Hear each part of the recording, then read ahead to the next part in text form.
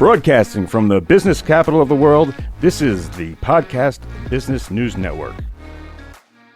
Hey guys, welcome back. I have an amazing guest, and usually you hear myself and Joe Reichle radio, but today, if you're lucky enough, if you can get on to see us live, I get to be with Miss Reichle today via Zoom. So it's pretty cool. If you're still listening on the radio, you can go back, check the archives if you want to check it out. Now, you guys know, just to refresh, Joe is the founder of Tao of the Turtle.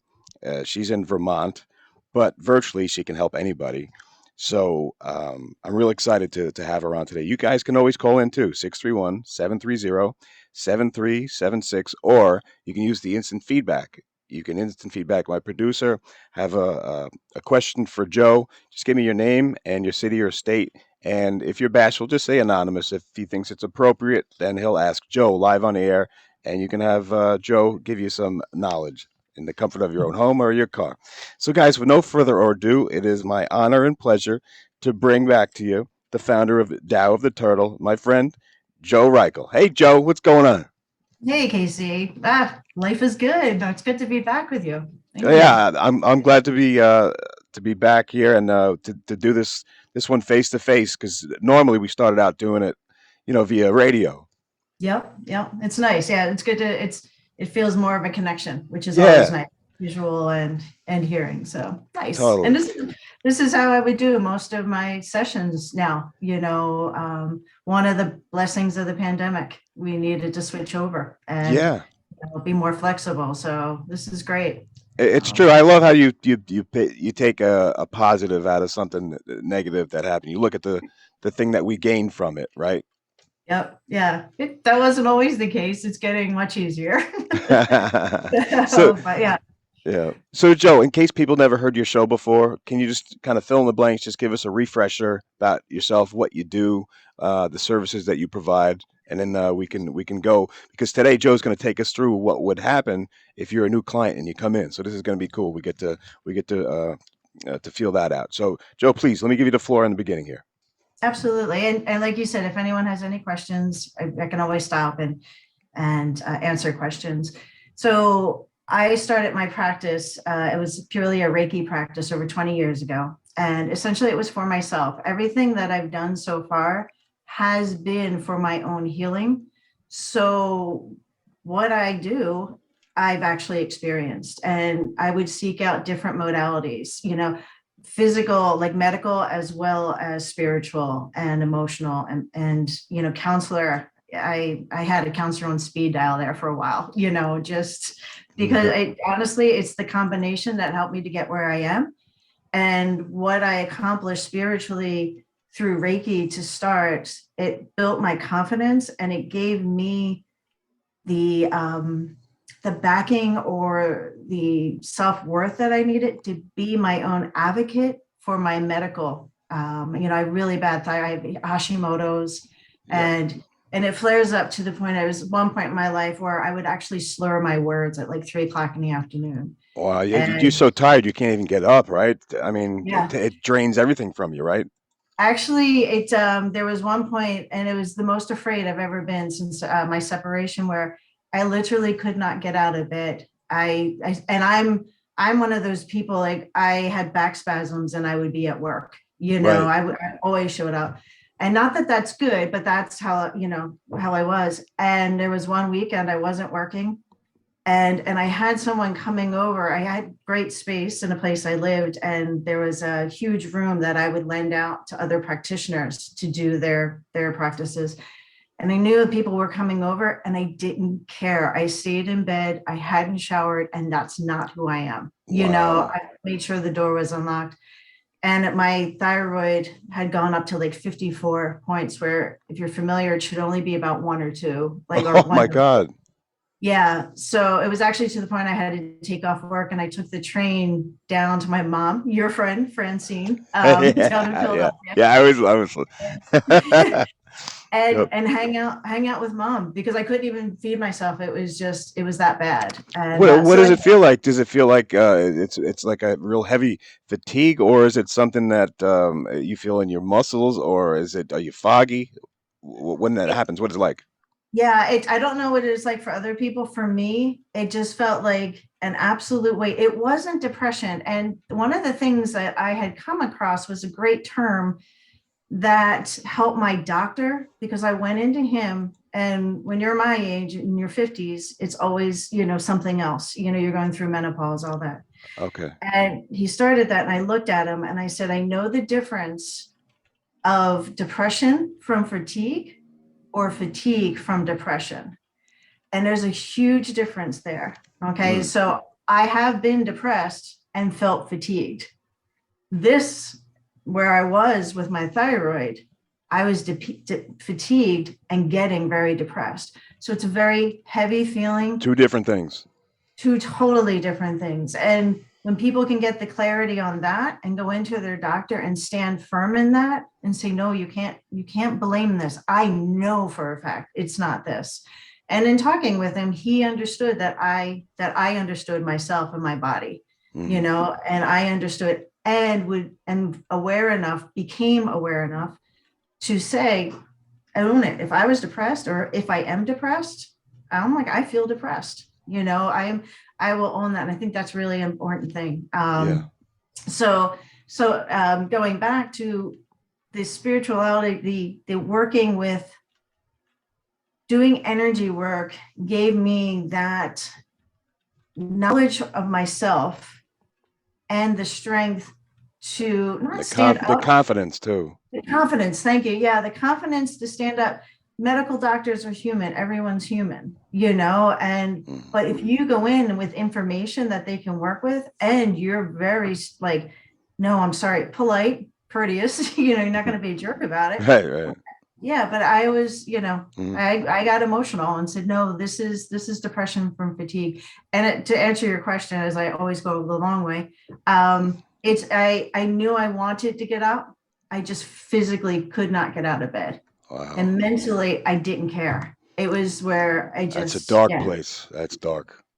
Honestly, it was very scary. It was the first time in my life that I've been afraid for myself and being alone. Wow. And yeah, so when I say that I searched out, holistic healing, acupuncture, other practitioners, so everything I've gathered in all my experience, I was my own guinea pig first, found what worked for me, but understood what worked for other people. So you've been to the lowest parts. So when people come in and you know what they've been through, and that makes you so much more effective, I would think.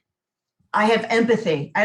No one knows where anyone's been, but I have empathy to be able to sit there. And that's how, honestly, I'm very good at holding space for people. That is one thing I will own and be very proud of. I can, yesterday I walked into a client who was very harried, and he said, you walked in and you're just like, if you have time, I'd love to talk to you about this.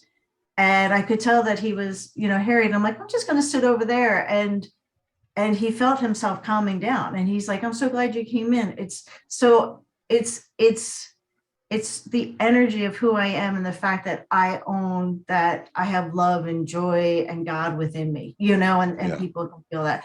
And that is from the different practices I do. So what Tao the Turtle is the foundation of Reiki.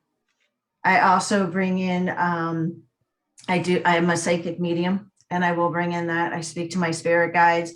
So it's kind of a collective, and you know what I mean? It's like, it's hard to explain, it's like people say it's hard to explain me, because I can tell the most off-color joke and then switch and, say a prayer. Both are as sincere, it's the truth of who I am. So, well, Joe, I love it. And I know we got a great topic today, but Mr. Producer what's up, man? Yeah, we have some instant feedback. If you'd like to answer, we can get right to Yeah. it. Let's get a couple of. I'm sure there's a lot, so let's get a couple done, and then we'll get into our topic today. Okay. Yeah. We have Orlando from Florida. That's ironic. Yeah, right. Um, in your worst moments, when you were feeling that immense pain, what gave you strength to keep fighting instead of taking antidepressants and pain medication? That's a good question. That's an awesome question. And thank you for Orlando for posing that. I don't take medications regularly. I do take it for my thyroid. The Um, armor thyroid, is that what it is? what's that? The armor thyroid, is that what it is? Or sin Oh, it's I take levothyroxine. I don't know the technical thing of it. is it from pigs? Are you calling me a pig, Casey? No, no, no, no, no. They take it from their glands. This is, I'm sure it's changed because I used to have that. They gave me armor thyroid, but this was years ago, and I'm sure the medicine has progressed. So Right. with what you're I taking, don't, yeah, I don't know what it is. I mean, they take heart valves are the closest thing. Pig heart valves are the closest thing to human. Uh-huh. So it's a possibility. I don't know. I don't Are your know fingers that. your fingers ever still get cold, or um, No, no. I actually circulation run great? circulation's great. Everything else is great. And the thyroid is just, as I said a few shows ago, is that your blocks in your chakras manifest. And one of my blocks was I couldn't communicate. I had a hard time communicating. And it shows up as a physical manifestation, which for me is the thyroid. Okay.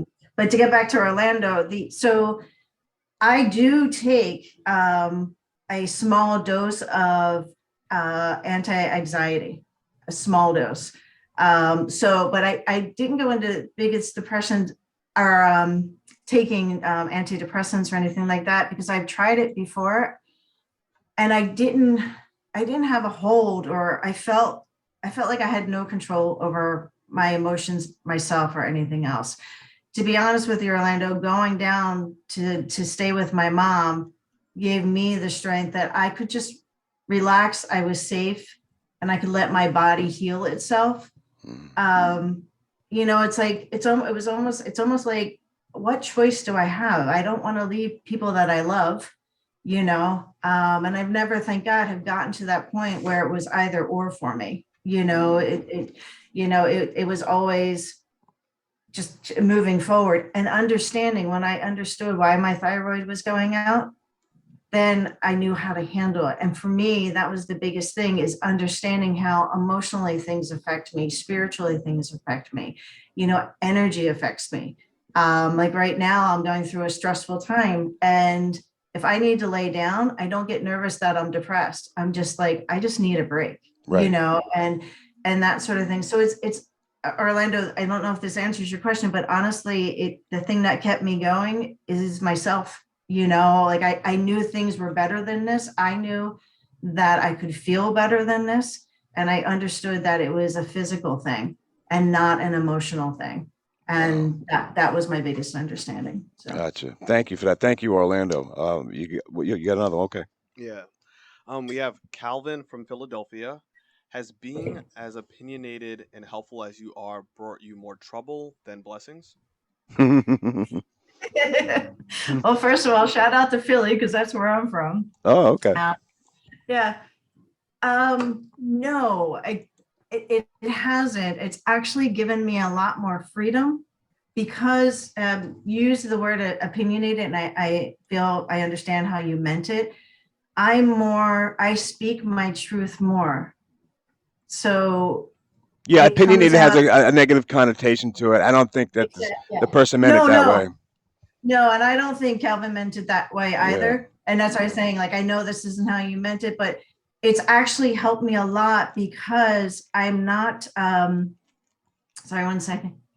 When I say something, I'm so grounded and genuine in what I'm saying that I can't feel any other way, and when I express it, I don't express it to everyone. Like I don't stop someone in the street and say, like, hey, you know what I mean? Like Yeah. this. But I find my clients open up to, I sell beer for a living, yet my clients open up to me about things that amaze me, what they share. And so then it's welcoming in my opinion and my thoughts. If that Seems like makes it's a sense. lot to do with I'm confidence. confidence, and you attract what like attracts like. So knowing who I am, having that self-worth, that confidence of who I am, and that freedom of knowing what I feel. Before, I wasn't sure what I would feel. We had talked about it, like politically, I still don't know. Like I can Yeah, go, you know what I mean? Like, I know oh, you mean. that's a good point. But on certain things, especially things like this, I'm very clear on how I feel about it and what it means to me, and I'm able to share that. So it's actually opened way more doors for me than not, and Okay. it's been way more beneficial for myself. Yeah. Wow. All right, great. Thank you guys for uh Mr. Producer, should I take another one or should I Oh yeah. We have Robert from Texas. Joe, what are your thoughts on boundaries and how do you place healthy boundaries on things? That's awesome, Robert. Actually, we were just talking, my friends and I, believe it or not, we're kayaking. Oh, Always, cool. yeah, yeah. We had down jackets on and everything. It was fun. And we were talking about boundaries and healthy boundaries. And sometimes I think when people think of boundaries, they think it as it being a selfish thing, but it's not. It's clarifying what you will accept, what you are okay with. Mm, So setting boundaries, if you're setting it in a very loving, genuine way, it's letting the other person know where you're coming from. It communicates clearly to the other person, like, this isn't okay with me. And so boundaries are huge. Very important. And there's different boundaries. There's work boundaries, professional life boundaries. And it comes down to knowing what your terms are and what your values are and setting your boundaries based on that. And it's not saying, like the other person's bad. We spoke about that. Just because I'm setting a boundary doesn't mean that the person I'm setting the boundary with is did negative. anything wrong or anything? No, Right. it's just that they may not realize that what is okay with them because of their history, their perspective, everything else isn't okay with me. Okay. And so it's that setting of, like, you may not understand this, but when you say that term to me, that triggers something in me. It upsets me. Please don't. And Okay. it's that kind of delivery. And that's where people struggle a lot, because they're, when my boss and I are talking, he and I kind of bounce things off of each other. And we always say, or I always tell them, take the emotion out of it. Don't talk to someone until you can take that emotion. So if you've been triggered by, like if you were actually calling me a pig earlier, Casey, and I reacted because in my past I was called a pig, it wouldn't be good for me to say, don't do that. But Right. it would be good for me to step away for a second, take a breath, knowing that you're a good person and you didn't do that with malice. And Right. then coming Right. to you and saying, hey, in future, no pig jokes, Yeah. so Yeah. Yeah. that sort of thing. So, Yeah. so That was just my ignorance on a medical no, issue. But I no, understand what you're saying. no, it was me being sarcastic sometimes. You did I, absolutely nothing wrong. I was just uh, being a jerk. no, Joe, you're awesome. I like how you said that. How you put boundaries in perspective. It's saying, hey, I'm okay with this, but when you come here, maybe you got to check yourself before you can have this conversation with me. Truly. Yeah, and it's based on, like, I work in the beer industry, and there's a lot of men in the beer industry. Hmm. And if someone's a gentleman to me, a gentleman with me, like, just respects that who I am, and they make an off-color joke, I'm not going to take offense to that, because I gotta tell you, like 99% of the time in my head, I was making the same joke. You know what I mean? So it's knowing your tolerance and Intent. Yeah. intent, exactly, Yeah. so yeah. I got you. So, Joe, I know there's other people on there, Mr. Producer, but let me. I know we only have about 5 minutes left, but let me. Okay. Joe. So, new clients. Tell me, take Yes. me from start to finish. Okay, I can take it, if I may just start with the beginning would look like. Okay. Okay. So you would come on and I would be excited that you're a new client, and the new client is probably nervous because this is something big that they're stepping into. So one of the first things I would like to do is just explain to them like what the process is. So if they're coming to me for some life coaching or something like that, I'm still going to start with a prayer that I do and a breathing exercise that I do. And I always let them know I can say it out loud or to myself for this purpose. Probably best I say it out loud. So I would ask them to close their eyes and just really feel themselves in their chair or, wherever they are, and just have their feet firmly on the ground and just really feel their presence within the room. And then I would just ask them to breathe normally. And we would do what is called a 4x4 breathing. The military does it. A lot of people call it different things. Essentially what it is, you breathe in for a count of 4, and then you hold that breath for a count of 4. And then you exhale for a count of 4 and hold no breath for a count of 4. And then you inhale again and you do it 4 times. So we're going to do that. Everyone's just breathing, and anyone who's driving or doing anything is just going to feel relaxed. They're not going to have any ill effects of going too deeply. So on the next inhale, we're going to inhale for 1, 2, 3, and 4. And we'll hold for 1, 2, 3, and 4. And we'll exhale 1, 2, 3, 4. Hold for 1, 2, 3, and 4. Inhale 2, 3, and 4. Hold 2, 3, and 4.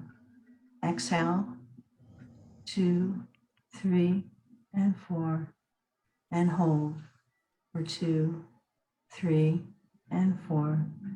Then just remain breathing and keep your eyes closed while I say a prayer calling upon our archangels. We call upon Archangels Michael and Raphael to protect this session with KC and our listeners. I ask Archangel Chamuel to guide and support me so that I may cleanly and clearly communicate on behalf of all those gathered for their highest good of all listening to our words. I call upon the Ascendant Masters, past, present, and future, our guardian angels, spirit guides, shamans, sisters and brothers, and our ancestors to be in the deepest of divine communication so that we may remain in the knowledge that we are safe and ready for whatever comes forth, and that we will release which no longer serves us. As always, we thank you with our hearts full of love, appreciation, and faith. And so it is. And then we'll just sit for a second. And then when you are ready, the client's ready, open the eyes, and we can either go into a meditation or whatever else, we would do with the session. But it's just a great way to call in everyone to communicate, so that I get the words that are needed. And you got to relax too, to start with, totally relaxed. Yeah. And I need to relax. And in doing that breathing and doing the prayer, I am relaxing and coming back in because I get excited. I love doing this, and I get excited about what comes through. And in that coming together and quieting, we're able to connect. I'm able to connect into that person's energy. And there's technical things like I'll ask permission to enter the person's, like if I were doing a reading for you, Casey, which if you're ever interested, I would love to do one off air just because, but I would ask permission to come into your energy and receive whatever information I needed. Everything we do is with permission. Okay. So, so I don't know how much more time we have, but that's how we would start into it. And just, because usually when someone's booking something with me, I'll go over the details of like, payment or this or that. Yeah, you get all that out of the way. Yeah. So how do people get a hold of you? What's the best place to go? How do they start this process? Because Mr. Producer says we got 2 minutes. So it goes quick. A lot of people want to talk to you. There's still 5 more people over there. That's awesome. And if you want to feed any of those to me, I'd be glad to. Actually, one of the things too is if there's something that somebody wants reviewed, because I think we have like 5 more shows that we'll be doing or Oh, so. great. Cool. It would be great if there's anyone has anything they want to go over. It would be nice to hear that. But you can reach me by text or call at 802-558-1627, or my email, which is dalturtle, and that's TAO turtle.jo@gmail.com. Or you can find me on Facebook at Dal the Turtle. Awesome. Yeah. So Awesome. So Joe, my producer tell me to wrap it up, but I guess you guys will be in touch if you guys want to talk about those, the ones for the future, or we can just save them for next time. We'll figure it out. But let me give you the floor here at the end of the show. Great job today. thank you. Thanks for answering questions, and let me give you the floor here for the last. Sure. Thank you. I actually came across a great quote by Dolores Cannon, who was a woman like back in the 50s or 60s. And she wrote, "The most important spiritual growth doesn't happen when you are meditating. It happens in the midst of conflict. When you are so frustrated, scared, or angry, and you're just doing the same thing, you suddenly realize you have a choice to do it differently." And the thing that really hit me about that is you learn that you have the choice. And in doing a spiritual practice and working with energy workers, it helps you be more aware and grounded so that you can realize I have a choice. I went from not knowing I had a choice to realizing days afterwards, like, you know what, I had a choice to act differently in that moment, to literally when something's happening, I know I have another choice. And it's almost like in a movie when things slow down and the person's thinking through their options, Mm-hmm. That's what happens now, and, something can be happening. And I realized like the good part of it, like you said, thank you earlier, I had something happening yesterday that was really upsetting to me. And in the midst of that, like when I was literally I was crying from frustration, I realized the good of it. I realized that though this one person was, in a business was kind of attacking me, that I had the support of 5 other people, like literally, and found that out. And that's the beauty of, that's the spiritual practice. Like that's the happiness that comes. It's that knowing and knowing you can course correct. You can always make a different choice and change your direction. So that's what I have to leave. Those are my words of wisdom. And they're good ones too. Joe Reichle, thank you so much. Always you. love talking to you, and can't wait to hear what you have to say next. Cheers. Guys, we'll be right back.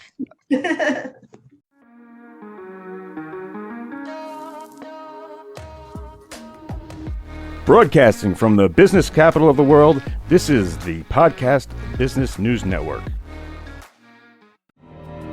For nearly 2,000 severely injured veterans, everyday life has become filled with barriers. Day-to-day simple tasks can become pretty daunting. I have to carry my chair up 2 flights of steps or have somebody do it for me. What scares me the most is just the falling. When I'm struggling with my house, I think, to have that one great barrier just knocked down, it's crucial. Home for Our Troops is a wonderful nonprofit that builds a Mortgage-free, fully adaptive, handicap-accessible house. And there's no catch. It'll be our very first home that we've ever owned. This is a game changer. This is where your life begins again. We need you to join us in completing this important mission. Please visit hfotusa.org and help build homes and rebuild lives. Because of you, everything's going to be okay.